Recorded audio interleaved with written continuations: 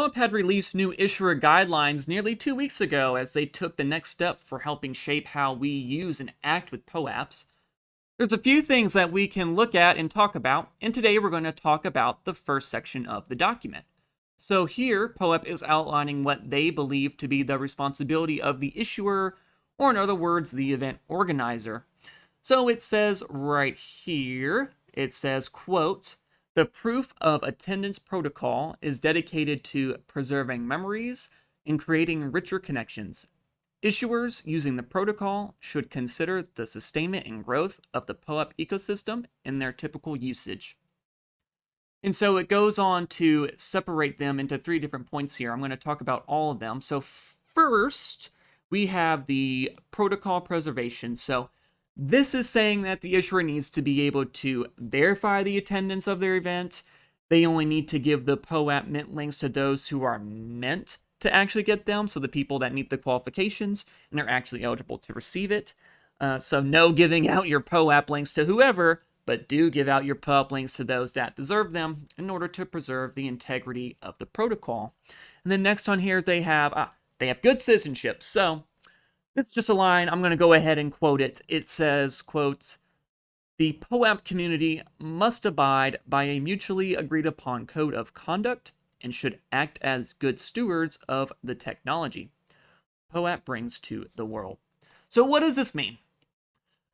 Pretty much what this is saying is pretty much what it says right on the tin. So it's saying, hey, follow the rules, use POAP in ways that make sense, don't use POAPs that harm people, things of that nature, I guess.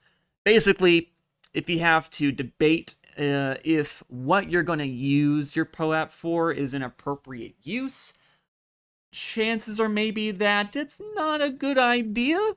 Maybe not in every case, but I think you see what I'm saying. And then third here, they have craftsmanship. So I was talking about this a little earlier in our top story, but with this one, the major point being made here is that the thoughtfulness needs to be put into the creation and execution of your POAP. So you need to make sure that you have a proper use case for the POAP, make sure that your distribution method is appropriate, make sure that you're not being lazy with your POAP event, everything entailing that. So this also kind of circles back to preserving the protocol. You don't want to do anything inappropriate that's going to ruin the integrity of the protocol, and you want to have good craftsmanship in how you present and represent the POAP. So again, don't be lazy with it. Make sure it's being presented in a positive manner and being thoughtful in how you put it out there. So now that we've gone over some of the 3 major facets of issuer responsibilities, let's try and basically put it all together here.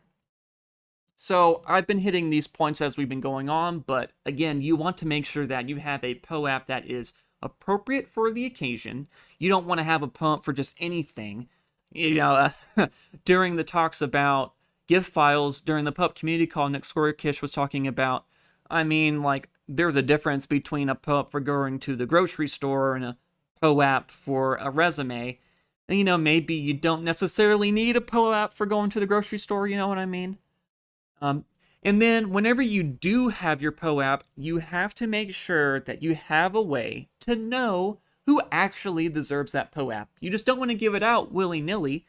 There's definitely been cases that I've seen of people who use secret word and it gets out there, and now there's 1,000 of this POAP that really only 50 people were supposed to have, but now there's 1,000 of them. And, well, that POAP is basically useless now for any kind of future use cases because it's been given the people that don't actually qualify for it or who meet the eligibility for it. They just put in a secret word and, well, they got their POAP essentially. And that's also talking about, let's see here. You want to have a fitting name. You want to have a great description. You want to have art that makes sense. And as I've been saying, a distribution method that makes sense as well. And even you want to put that in your petition. When the POAP creation team knows how and what you're doing this POAP for, so what the POAP is for, who it's for, and how you're giving it out, that's going to make your petition a lot easier. And then you want to make sure that you are tasteful in how you give out that POAP. So You don't want to be having it on display in a way that's going to make POAP look bad or just out there willy-nilly. You want to make sure that you are presenting it in a way that is positive for POAP. So right now, POAP is in early stages, and anything we can do as users and as citizens of the POAP community to help its growth is basically, ultimately what we need to be doing right now. And really, if you think about it, let me put it to you this way. You're willing to use this technology to give a token of appreciation to a person who either has met you or whatever, they met the criteria for earning this thing. You're offering it to the other person, and I'm pretty sure you would want them to accept it, right? Or at least whenever I'm trying to give someone a POAP, I want them to accept it.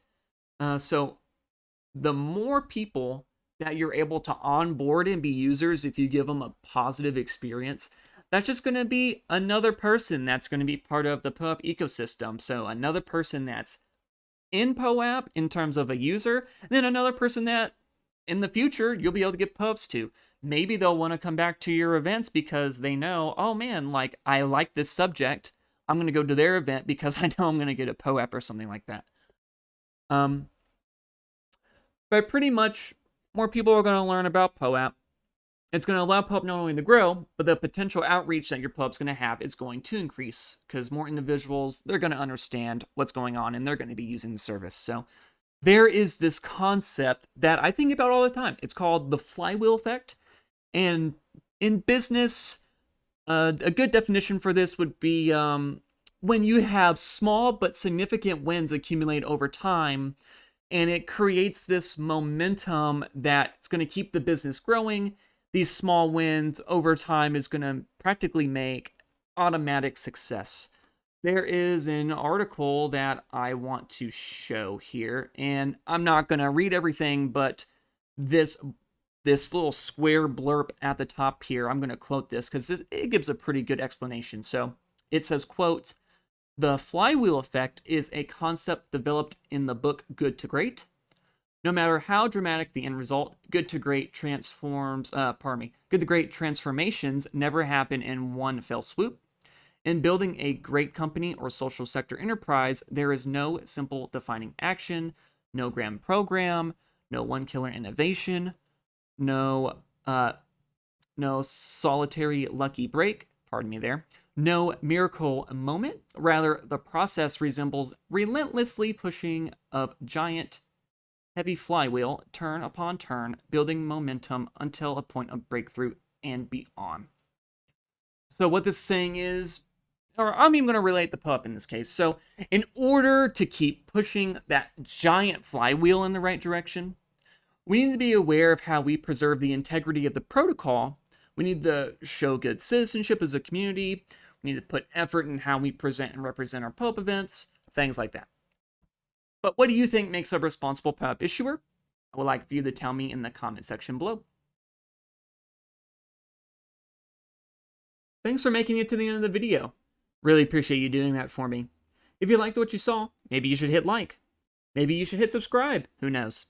If you want to see the full show that this segment came from, you want to click here now. Thanks so much for stopping by, everyone. This is Mr. Mojo, signing out.